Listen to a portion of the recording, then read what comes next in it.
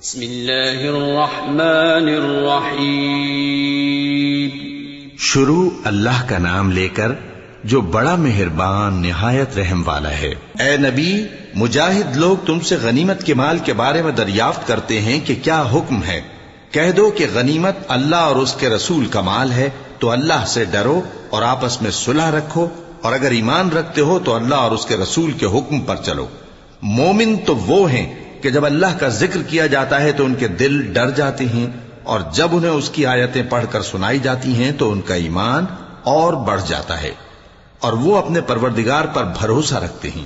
اور وہ جو نماز قائم کرتے ہیں اور جو مال ہم نے ان کو دیا ہے اس میں سے نیک کاموں میں خرچ کرتے ہیں، یہی سچے مومن ہیں،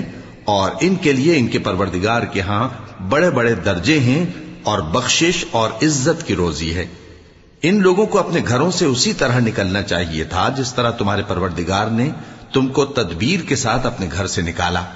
اور اس وقت مومنوں کی ایک جماعت ناخوش تھی، وہ لوگ حق بات میں اس کے ظاہر ہونے کے بعد تم سے جھگڑنے لگے، گویا موت کی طرف ہانکے جاتے ہیں اور اسے دیکھ رہے ہیں۔ اور اس وقت کو یاد کرو جب اللہ تم سے وعدہ کرتا تھا کہ ابو سفیان اور ابو جہل کے دو گروہوں میں سے ایک گروہ تمہارے لیے مغلوب ہو جائے گا، اور تم چاہتے تھے کہ جو قافلہ بے شان و شوکت یعنی بے ہتھیار ہے وہ تمہارے ہاتھ آ جائے، اور اللہ چاہتا تھا کہ اپنے فرمان سے حق کو قائم رکھے اور کافروں کی جڑ کاٹ دے، تاکہ سچ کو سچ اور جھوٹ کو جھوٹ کر دے، گو مشرک ناخوش ہی ہوں۔ جب تم لوگ اپنے پروردگار سے فریاد کرتے تھے تو اس نے تمہاری دعا قبول کر لی، اور فرمایا کہ تسلی رکھو، ہم 1000 فرشتوں سے جو ایک دوسرے کے پیچھے آتے جائیں گے تمہاری مدد کریں گے۔ اور اس مدد کو اللہ نے محض بشارت بنایا تھا کہ تمہارے دل اس سے اطمینان حاصل کرے، اور مدد تو اللہ ہی کی طرف سے ہے، بے شک اللہ غالب ہے، حکمت والا ہے۔ جب اس نے تمہاری تسکین کے لیے اپنی طرف سے تمہیں نیم کی چادر اڑا دی اور تم پر آسمان سے پانی برسا دیا تاکہ تم کو اس سے نہلا کر پاک کر دے اور شیطانی نجاست کو تم سے دور کر دے،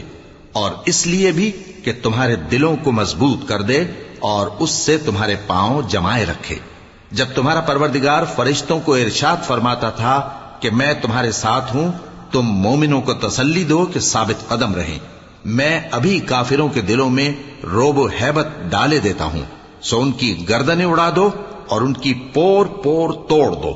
یہ سزا اس لیے دی گئی کہ انہوں نے اللہ اور اس کے رسول کی مخالفت کی، اور جو شخص اللہ اور اس کے رسول کی مخالفت کرتا ہے تو اللہ بھی سخت عذاب دینے والا ہے۔ یہ مزہ تو یہاں چکھو، اور یہ سمجھ لو کہ کافروں کے لیے آخرت میں دوزخ کا عذاب بھی تیار ہے۔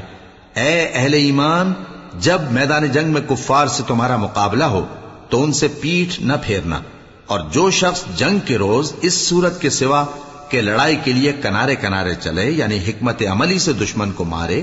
یا اپنی فوج میں جا ملنا چاہے، ان سے پیٹھ پھیرے گا تو سمجھو کہ وہ اللہ کے غضب میں گرفتار ہو گیا، اور اس کا ٹھکانہ دوزخ ہے، اور وہ بہت ہی بری جگہ ہے۔